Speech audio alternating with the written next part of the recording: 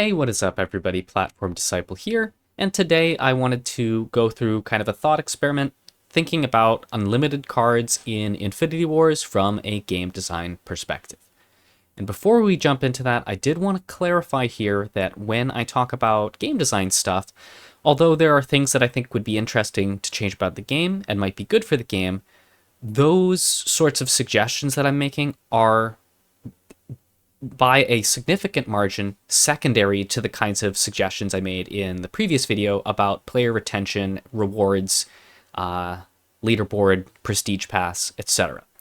I think changing up the game cards every once in a while is fun, but it doesn't actually drive a significant number of players to the game or keep a significant number of players around beyond the players who are already going to stick around anyways. So this is more just kind of for fun, and maybe it does turn into something more significant at some point, but I really do think that the Lightmare team, their priorities should not be anywhere near the game design portion right now, because I think the game's already good, or at least it is good enough that you should be trying to drive people to play the game. And any little tweaks or fun additional sets of cards that you want to add, that's great, but it should be secondary to driving players to play the game. Okay, so with that out of the way, an unlimited card in Infinity Wars is a card that you can exceed the ordinary cap of having 3 in your main deck. Ordinarily, for a card, you can only have 3 copies in your main deck, and you could potentially have other copies in the command zone, but unlimited cards, you can have any number of copies in your deck. And the question there is, why would you want unlimited cards in your game? What does that offer from a game design perspective? The answer is that depending on the design of these cards, it could offer a creative deck building experience because the card might synergize really well with itself or other cards in a way that encourages you to put more than 3 in. And that's where I'm going to jump into kind of the critique of some of the existing unlimited cards. I'm going to be talking about the card's kind of generic quality, which is roughly how good I think the card is if you are playing like just 1 copy or maybe 3 copies. And then its unlimited quality, which is how good is the card when you have lots of them. I think that a good example, or an example of good design around an unlimited card, is one where the quality of the card in isolation is relatively low, and the quality of the card when you tap into that unlimited property and include a lot of them is very high. I think that the bigger the gap between the two, the more exciting it is that the card is an unlimited character. And that's so some of the cards I'm going to talk about I think are designed very well. So let's actually jump into talking about our first one of these, which is Unending Drone. Unending Drone on a scale of 1 to 5 on quality of the card in isolation, I gave a 1. And its unlimited quality, I gave a 5. There might be some debate here that jamming a bunch of Unending Drones in your deck isn't the best strategy, but it is clearly a strategy that you can do and will be fun and effective to some extent. I think Unending Drone is an example of an unlimited character where that unlimited property adds a huge amount to what makes the card interesting. Similarly, if we go on to our next card here, we have Endless Horde, which, again, I gave a quality of 1 in isolation, because the card is, you're basically playing 2 extra resources for it if you're not tapping into that unlimited quality, and I gave it a 5 on the unlimited quality. So again, like Unending Drone, the card is much more exciting when it is combined with a surplus of Endless Hordes, and I do think I want to mention here that the addition of some of the new cards that synergize with Endless Hordes did really help. I think that the card was not quite where I wanted it to be before. I always wanted Endless Horde to be a fun deck, and it just wasn't good enough. And now I think it is good enough that you could play a fun deck with the new cards with Endless Horde. So huge thumbs up there. And I do think that as an unlimited character, it's leveraging that unlimited tag effectively. Okay. Then next, and we are going in order of cards that I am most excited about to least excited about. So you're hearing the good stuff now.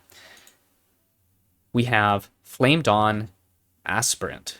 And this card also, historically, would not have been something I cared much about.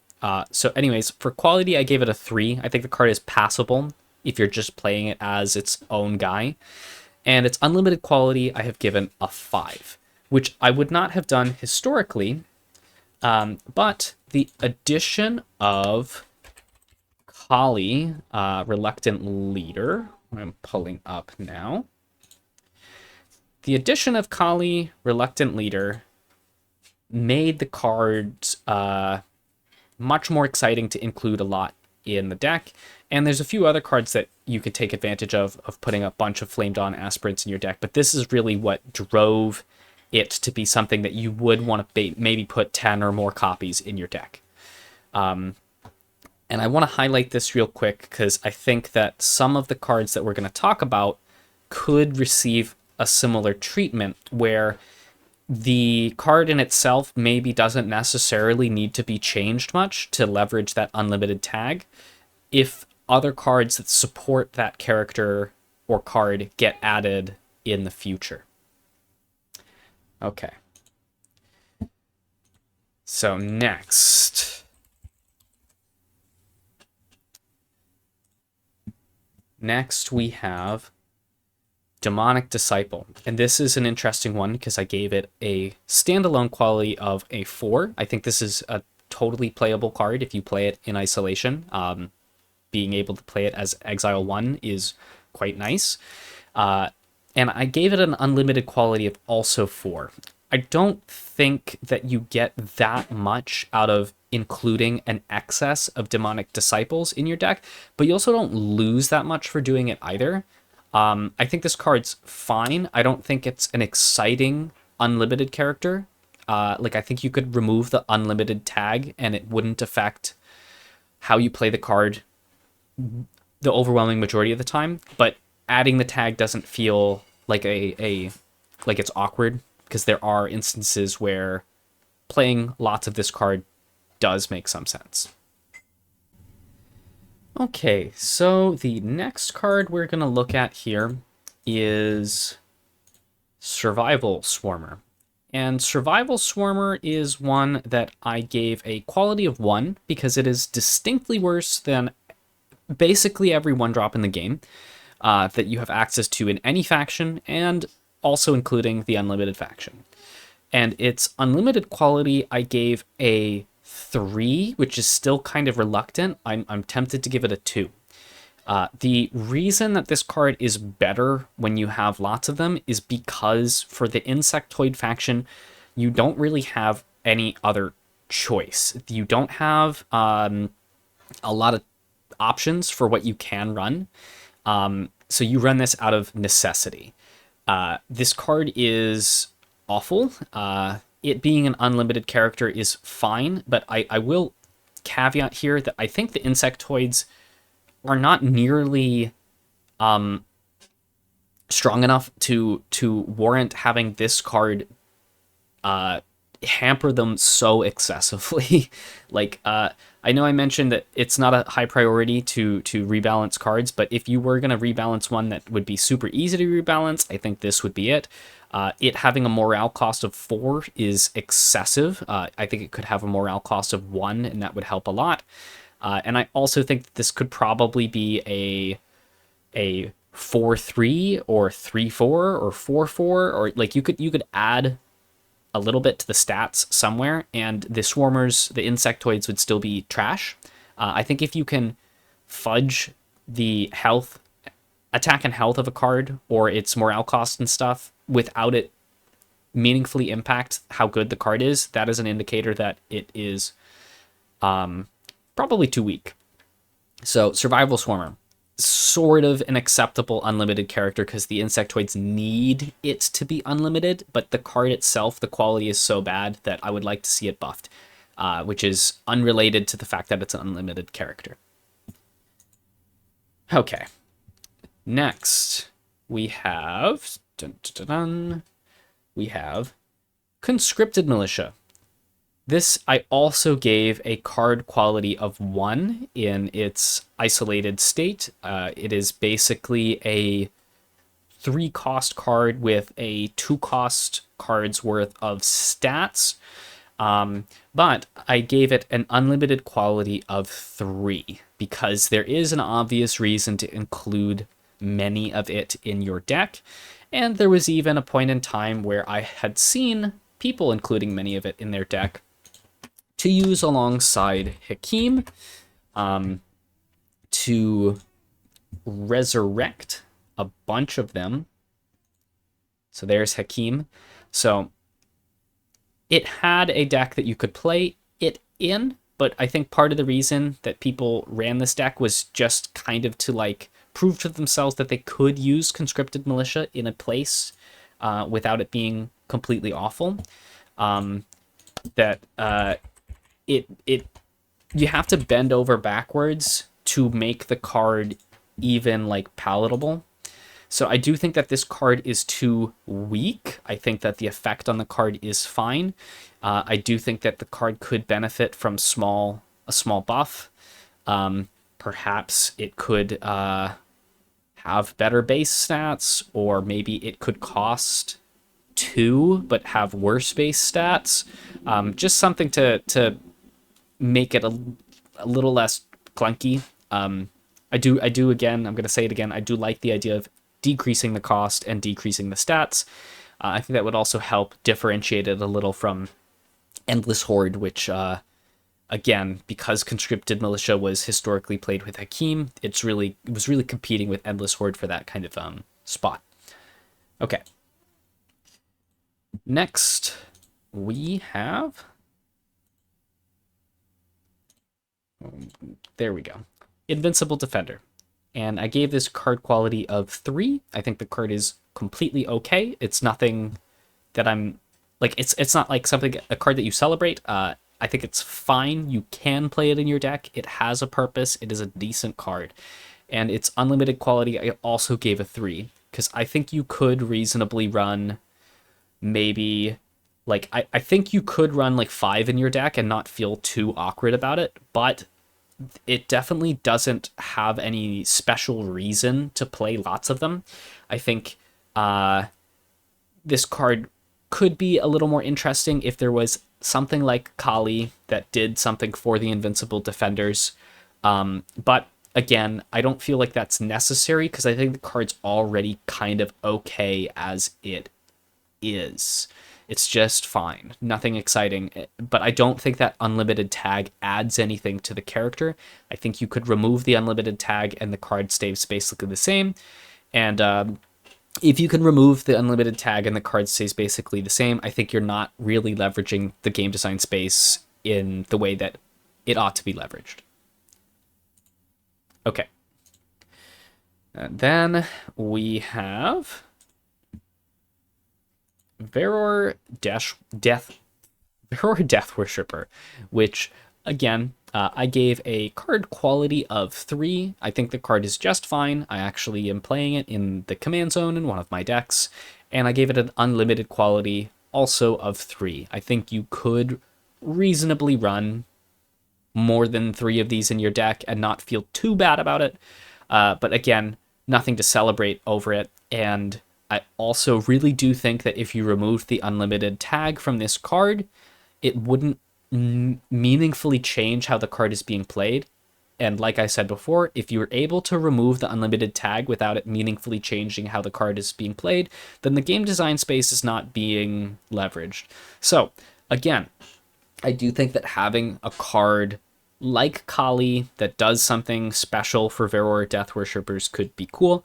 And I also want to state here that the cards, when I say Kali, I'm not saying like literally it has to be the same effect as Kali, but it could be a card that tells you to do something with Veror Death Worshippers, that is a payoff for Veror Death Worshippers.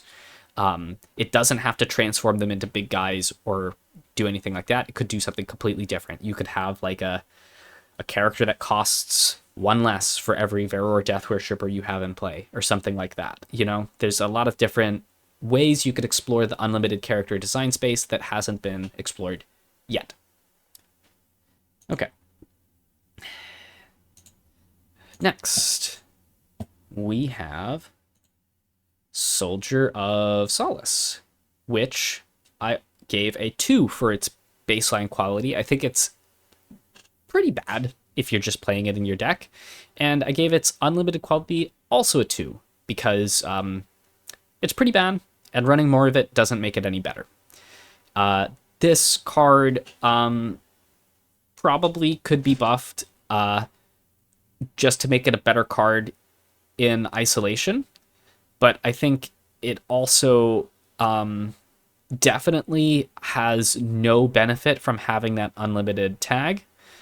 So again, I think it could be interesting if there was design space explored that had other cards that referenced Soldier of Solace, or in this case, because Soldier of Solace is frankly such a bad card in isolation, it wouldn't be crazy to completely rework it to do something where it references itself. I don't know what that would be. It could be something like, currently the card, when it connects with an enemy fortress, it gains flying. It could be when you play a Soldier of Solace, all Soldiers of Solace gain flying, or something, you know, something that references itself. That's not maybe an exciting example. I still think the card would be boring and not good if that was how you did it, but it would give you reason to consider running more than one, and right now I don't think you would even run one. So not a great place to be for a card. Okay, next we have One of Many, and One of Many is just a vanilla guy. So its quality I gave it 2 because I think its stats are just like maybe barely passable. But frankly, you never really would want to run this in a actual proper deck. You'd probably happily run it in a draft because its stats on a body. But I gave it a 2, and I gave its unlimited quality also a 2. And what that means is that I don't think running One of Many at all is very smart. And I also think that running more than 3 One of Manys offers you no meaningful benefit. So this card is a fail for me from an unlimited character perspective, because you could remove that unlimited tag and it wouldn't change anything. And you don't want to run the card anyways. I think more than any of the other cards in this list, because One of Many is just like a vanilla character, I do think it would benefit from having another card that does something with One of Many's. I don't know what that would be, but I do also want to say here that I think maybe there's some thought that, oh, it's the vanilla character and it can't be fancy or do something special, but it doesn't even like pass the vanilla test. And what I mean by the vanilla test is, what is the best stats you can get on a card that has no abilities in its respective cost slot. So, for example, give me a sec. In Flame Dawn, and admittedly the vanilla test might look a little different for each faction. In Flame Dawn, we have Knight of the Flame Dawn, which is just a 2-cost 7/7. There really aren't any characters at 2 cost that outperform this in terms of stats without taking on some form of drawback. So that's what the vanilla test is. If you have a card that is performs worse than the vanilla test, then the card is probably awful. So you would not have a card that has lower stats than a 7/7 for 2 unless it had some kind of upside. The problem with One of Many is that there's already cards that just are better in slot for stats that also have actual abilities on them. And let me see if I can find that.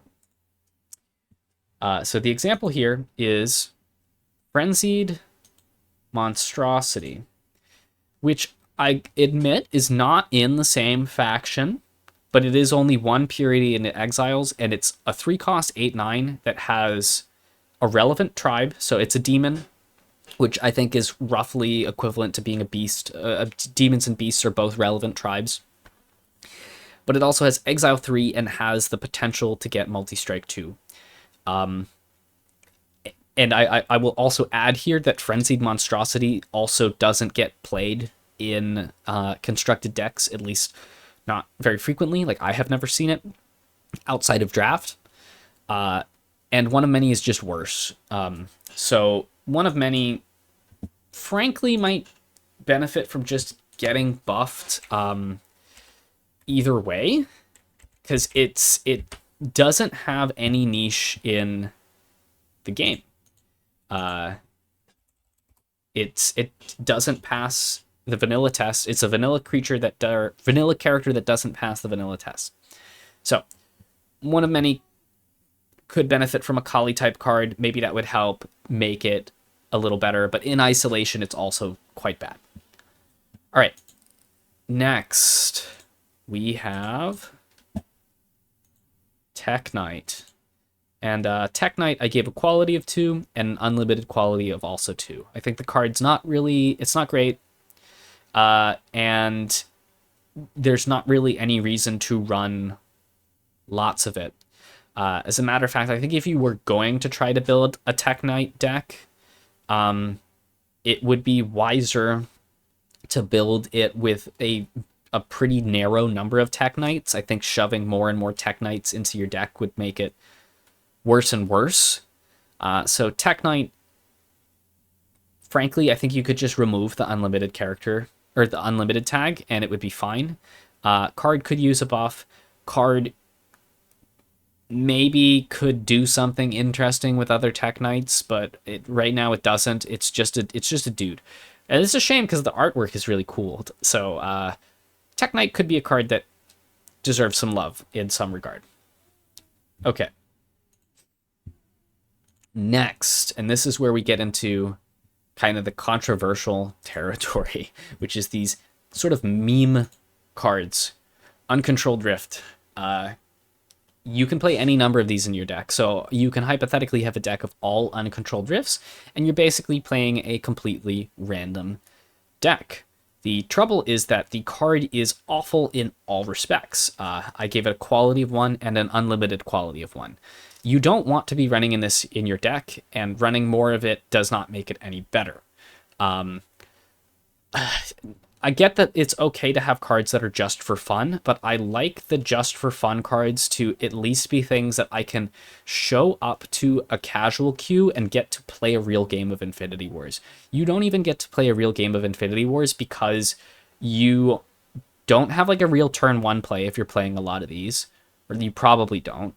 Your turn 2 play is play Uncontrolled Rift, and only then do you maybe have a 3-drop to play on turn 3. I think that this card doesn't necessarily need something that makes Uncontrolled Rifts better, but I think it could just cost 1, and that would be fine. It would still be horrible, but making it cost 1 might make it a little more palatable to play your meme deck without feeling like you're going to just get absolutely obliterated by somebody who just has Clore. Like, a standalone card can basically beat you on its own. Okay. And now our last card on this list, which is Time for Fun. And Time for Fun, this is especially one that I want to talk about because I have a proposed change for it. So, card quality, 1. This card is horrible. But here's what's funny. The unlimited quality, if you put lots of them in your deck, is a 0. It's worse. It gets worse the more of it you have in your deck, because there's diminishing returns every time you play one.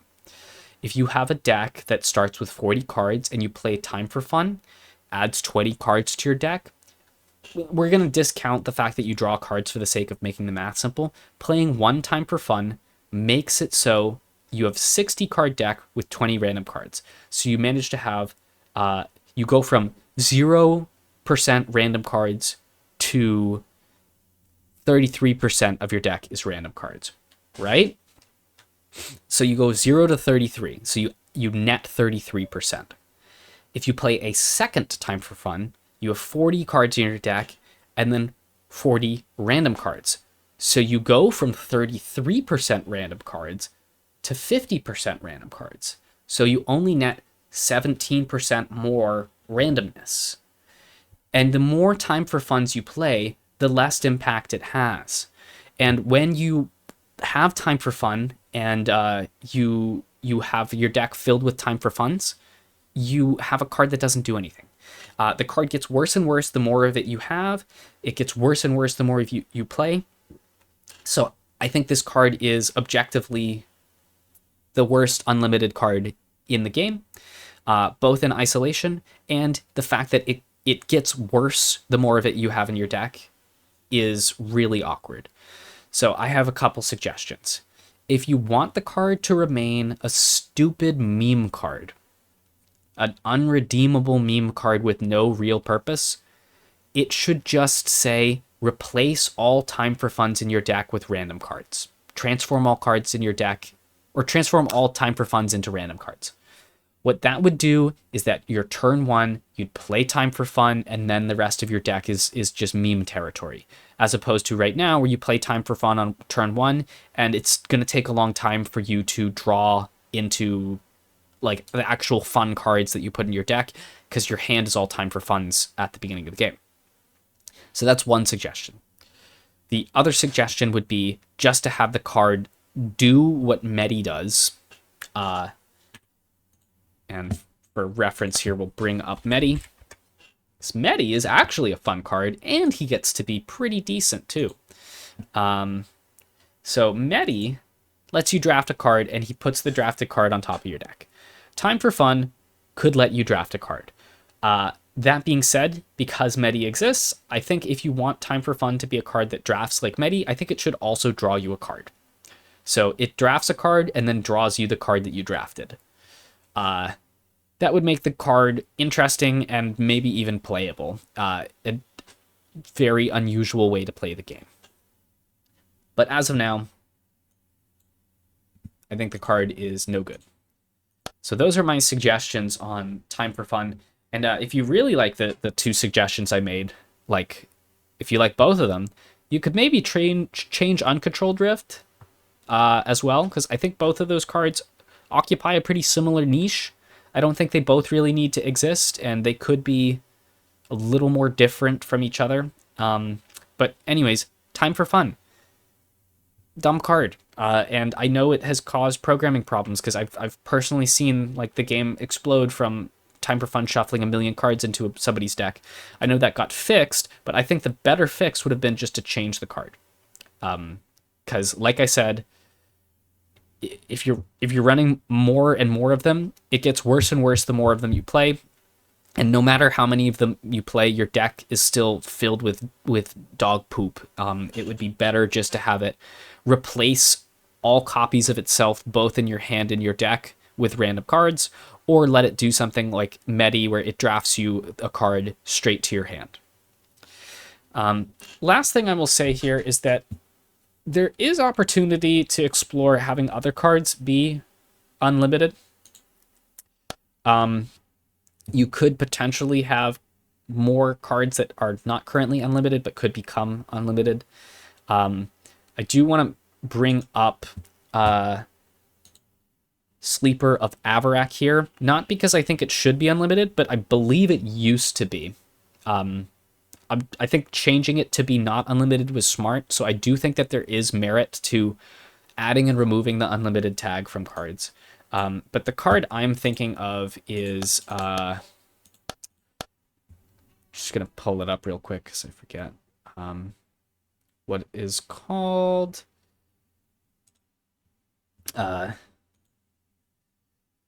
Unified Protector.